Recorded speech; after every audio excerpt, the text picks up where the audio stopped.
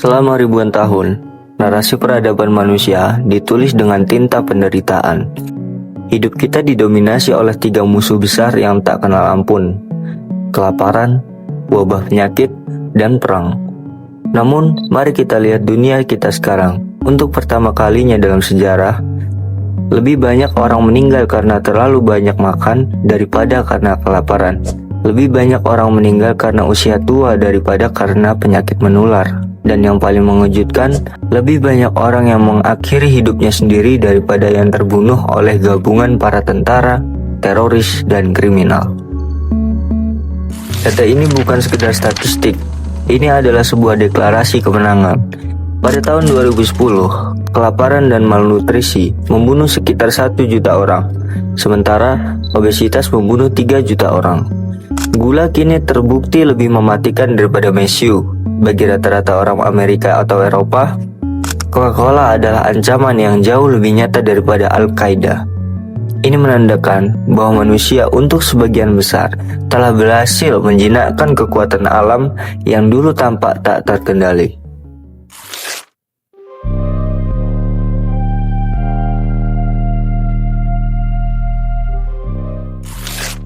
Setelah menaklukkan masalah-masalah kuno, umat manusia tidak lantas berpuas diri dan menikmati kedamaian. Sebaliknya, kesuksesan justru melahirkan ambisi baru yang jauh lebih besar dan sangat radikal.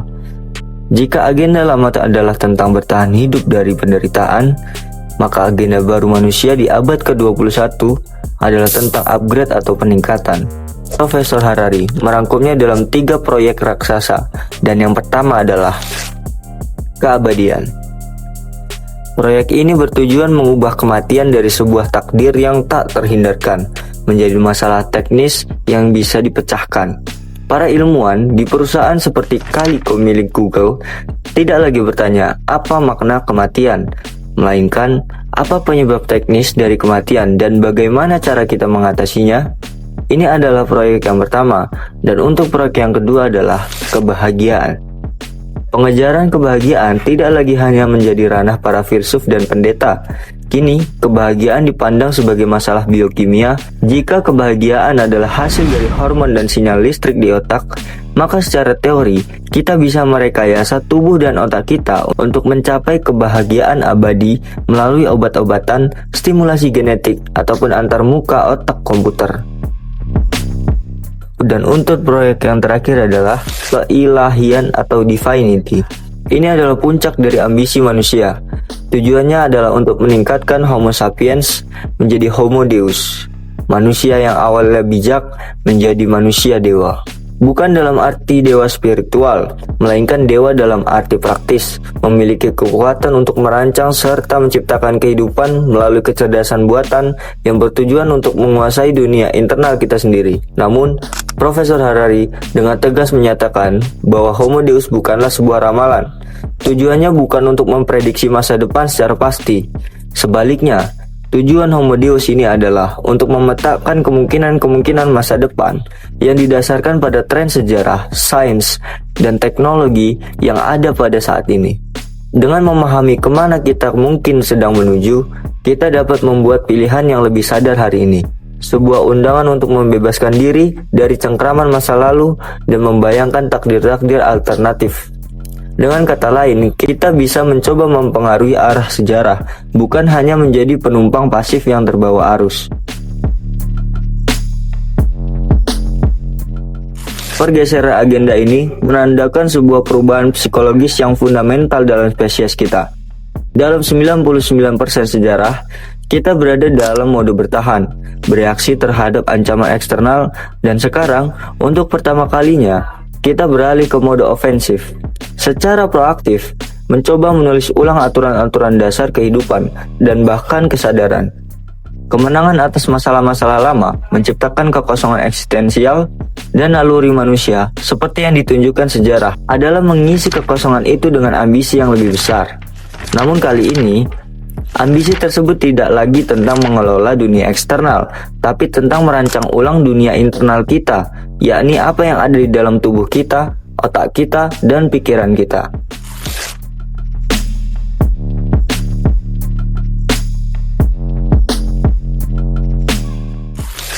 Untuk memahami kemana kita akan pergi, Profesor Harari terlebih dahulu membedah ideologi yang mendominasi dunia saat ini. Ia mendefinisikan modernitas sebagai sebuah perjanjian atau kesepakatan besar, dan kesepakatan itu berbunyi, manusia setuju untuk melepaskan makna hidup dengan imbalan mendapatkan kekuasaan. Dulu, kita percaya hidup kita memiliki makna karena kita adalah bagian dari drama kosmik yang ditulis oleh Tuhan. Namun, kita tidak berdaya melawan kelaparan atau wabah. Itu semua adalah kehendak Tuhan. Sains modern datang dan menawarkan kekuasaan untuk mengatasi masalah-masalah tersebut. Tetapi, dengan harga kita harus menerima bahwa alam semesta ini tidak memiliki makna intrinsik dan tidak ada drama kosmik yang menanti kita. Lalu, dari mana kita mendapatkan makna sekarang? Jawabannya adalah humanisme. Setelah melepaskan Tuhan, kita menemukan makna baru di dalam diri kita sendiri, yang diantaranya adalah perasaan, pengalaman, dan kehendak bebas manusia. Ideologi humanisme menempatkan manusia di pusat alam semesta. Namun, di sini letak paradoks dan masalah inti yang diangkat oleh Profesor Harari. Kekuasaan yang kita peroleh melalui sains dan teknologi, yaitu anak kandung dari humanisme, kini mulai mengikis fondasi humanisme itu sendiri. Ilmu-ilmu hayati, khususnya neuroscience dan biologi evolusioner, semakin menunjukkan bahwa apa yang disebut sebagai diri individu yang otentik dan tunggal itu tidak ada. Apa yang kita sebut sebagai diri hanyalah kumpulan algoritma biokimia yang sangat kompleks. Konsep kehendak bebas yang menjadi pilar utama humanisme liberal juga pun terancam. Eksperimen menunjukkan bahwa keputusan kita seringkali dibuat oleh proses elektrokimia di otak. Beberapa milidetik sebelum kita sadar telah membuat keputusan itu. Jika perasaan dan keinginan kita hanyalah produk algoritma biokimia, maka secara teori, pihak luar seperti pemerintah ataupun korporasi bisa meretas dan memanipulasi kita. Konsekuensi dari krisis humanisme ini sangat mengerikan. Pertama, ia mengancam munculnya ketidaksetaraan yang belum pernah terjadi sebelumnya. Jika manusia hanyalah algoritma, dan ada algoritma non-manusia yang disebut sebagai artificial intelligence, yang bisa melakukan pekerjaan lebih baik, lebih cepat, dan lebih murah, maka sebagian besar umat manusia bisa menjadi kelas tak berguna secara ekonomi dan militer. Konsekuensi yang kedua adalah segelintir elit yang memiliki akses dan kepemilikan atas teknologi ini dapat menggunakan rekayasa genetika ataupun AI untuk mengupgrade diri mereka menjadi superhumans atau yang kita sebut sebagai Homo Deus. Ini menciptakan jurang biologis yang tidak dapat dijembatani. Profesor Harari tidak menawarkan resep ataupun solusi praktis untuk masalah-masalah ini. Perannya bukanlah sebagai seorang konsultan, melainkan sebagai seorang sejarawan dan filsuf yang memetakan landscape ideologis yang sedang bergeser. Solusi yang ia tawarkan adalah kesadaran. Dengan memahami paradoks ini, bahwa humanisme melahirkan teknologi yang pada akhirnya membunuh kita sendiri, kita dipaksa untuk bertanya secara sadar, apa yang sebenarnya kita inginkan dari semua kekuatan ini? Apa kita benar-benar ingin menukar makna dan otonomi dengan kesehatan dan kebahagiaan yang direkayasa? Untuk bisa memahami apa yang ada di dalam video ini, gue akan jelaskan konsep-konsep kunci yang kita akan bahas. Setidaknya, ada 4 konsep kunci yang menjadi inti pembahasan kita kali ini. Konsep kunci yang pertama adalah realitas intersubjektif. Jika kalian sudah menonton video yang membahas Homo sapiens, maka kalian harusnya sudah paham apa itu realitas intersubjektif. Kalau kalian belum tonton videonya, silakan tonton terlebih dahulu. Karena realitas intersubjektif ini yang menjadi konsep fundamental untuk memahami bagaimana Homo sapiens berhasil mendominasi di planet ini. Dan tentunya, karena ada realitas intersubjektif inilah, Homo sapiens bisa menjadi Homo Deus. Untuk konsep kunci yang kedua adalah organisms are algorithms. Ini adalah premis saintifik yang menjadi tulang punggung seluruh argumen Profesor Harari tentang masa depan. Dari sudut pandang ilmu hayati modern, setiap organisme, mulai dari amuba hingga manusia, adalah kumpulan algoritma biokimia yang telah diasah oleh seleksi alam selama jutaan tahun untuk bisa memproses data dari lingkungan dan membuat keputusan yang memaksimalkan peluang kelangsungan hidup dan reproduksi. Perasaan yang kita anggap sakral seperti cinta, ketakutan, atau kemarahan pada dasarnya adalah hasil dari kalkulasi biokimia yang sangat cepat. Ketika seekor babon melihat singa, rasa takut yang muncul adalah algoritma yang memproses data visual bahwa singa itu adalah pemangsa besar, dan pada akhirnya menghasilkan output, babon itu berlari. Demikian pula, perasaan manusia hanyalah algoritma yang lebih kompleks. Dan untuk konsep kunci selanjutnya, yang ketiga adalah The Great Decoupling. Selama ini, kita selalu berasumsi bahwa kecerdasan tingkat tinggi atau intelligence tidak dapat dipisahkan dari kesadaran atau consciousness. Untuk bisa bermain catur di level Grandmaster, menyusun strategi perang, atau mendiagnosis penyakit, kita harus menjadi makhluk yang sadar dan memiliki pengalaman subjektif. Namun, kebangkitan kecerdasan buatan atau AI telah menghancurkan asumsi ini. Kita sekarang sedang menciptakan entitas-entitas yang memiliki kecerdasan luar biasa dalam tugas-tugas spesifik, tanpa memiliki sedikit pun kesadaran, perasaan, ataupun pengalaman subjektif. Sebagai analoginya adalah, program kecerdasan catur Deep Blue dapat mengalahkan juara dunia Garry Kasparov. Tetapi, program tersebut tidak merasakan senang atas kemenangannya atau takut akan kekalahan. Contoh lain adalah sebuah mobil yang memiliki kecerdasan self-driving, dapat menavigasi lalu lintas yang rumit lebih baik dari banyaknya manusia. Tetapi, ia tidak merasakan keindahan jalanan atau melihat pemandangan matahari terbenam. Kecerdasan ini memiliki komoditas yang dapat dipisahkan dari pengalaman subjektif. Ini adalah pemisahan besar yang mengancam nilai inti humanisme, karena humanisme mengagungkan pengalaman sadar, bukan sekedar kecerdasan pemrosesan data. Konsep terakhir atau yang keempat adalah dataisme. Jika humanisme sedang dalam krisis, maka ideologi atau agama baru apa yang mungkin akan menggantikannya? Di sini, Profesor Harari mengajukan apa yang disebut sebagai dataisme. Yang dimaksud dataisme adalah suatu pandangan dunia yang memandang alam semesta sebagai aliran data, dan nilai dari setiap fenomena atau entitas ditentukan oleh kontribusinya pada pemrosesan data. Dalam pandangan dataisme, Homo sapiens hanyalah sebuah algoritma pemrosesan data, dan sejauh ini merupakan yang terbaik di planet ini. Namun, kita mungkin akan segera usang.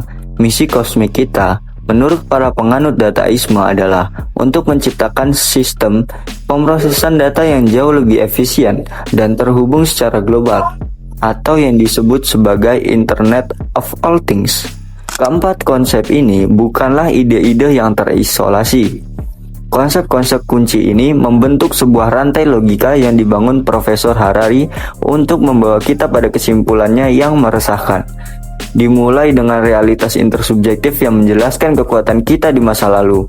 Kemudian sains datang dan mereduksi kita menjadi organisme sebagai algoritma. Yang selanjutnya teknologi saat ini menunjukkan pemisahan besar antara kecerdasan dan kesadaran, yang membuktikan bahwa pengalaman subjektif yang menjadi inti humanisme mungkin tidak lagi esensial. Rantai ini secara logis melahirkan dataisme sebagai ideologi penerus yang paling mungkin, di mana nilai tertinggi adalah efisiensi pemrosesan data itu sendiri.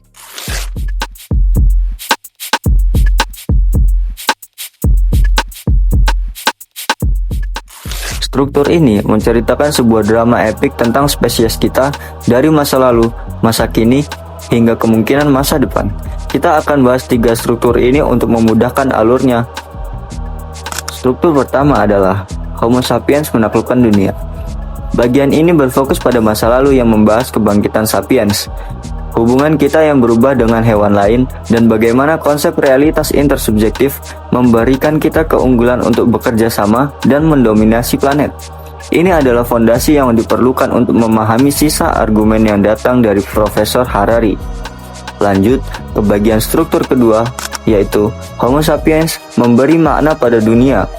Bagian ini berfokus pada masa kini, di mana setelah kita mampu berkuasa, kita menciptakan sebuah perjanjian modern di mana kita menukar makna dengan kekuasaan dan menobatkan humanisme sebagai agama global de facto yang menempatkan pengalaman dan perasaan manusia di pusat alam semesta. Ini adalah potret dunia ideologis tempat hidup kita sekarang.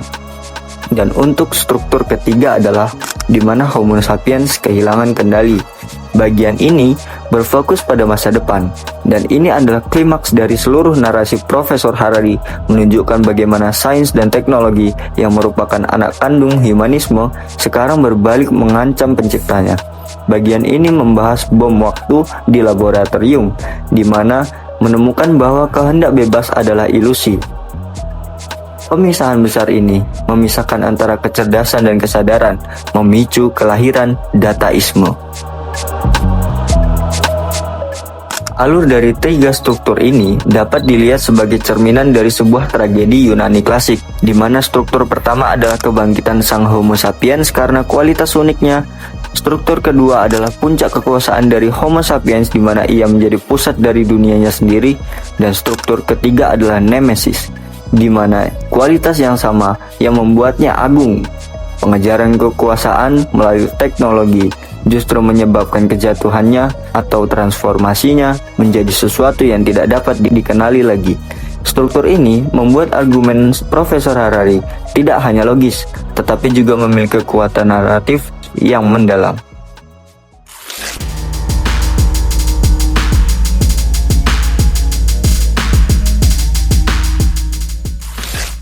Meskipun Homo Deus membahas masa depan yang mungkin terasa jauh, buku ini membawa pelajaran yang sangat relevan untuk kehidupan kita sehari-hari di abad ke-21.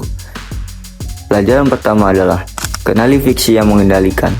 Menyadari bahwa banyak hal yang kita kejar dan diperjuangkan dengan sekuat tenaga seperti uang, status karir, kebanggaan nasional adalah realitas intersubjektif atau cerita yang kita sepakati bersama. Cerita-cerita ini sangat penting untuk kerjasama sosial, tetapi kita tidak boleh lupa bahwa itu hanyalah alat. Jangan sampai kita menjadi budak dari cerita tersebut. Pelajaran kedua adalah ketahanan mental dan kemampuan belajar.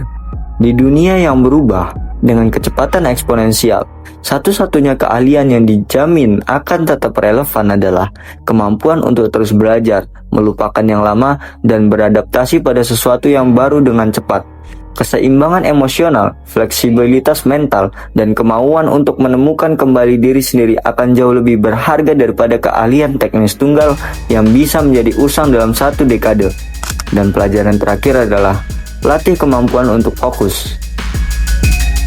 Profesor Harari membuat pengamatan yang tajam. Di masa lalu, kekuasaan berarti memiliki akses ke data.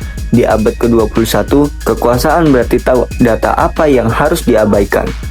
Kita hidup dalam ekonomi perhatian, di mana kita terus-menerus dibombardir dengan informasi yang tidak relevan, disinformasi, dan gangguan yang dirancang untuk merebut perhatian kita.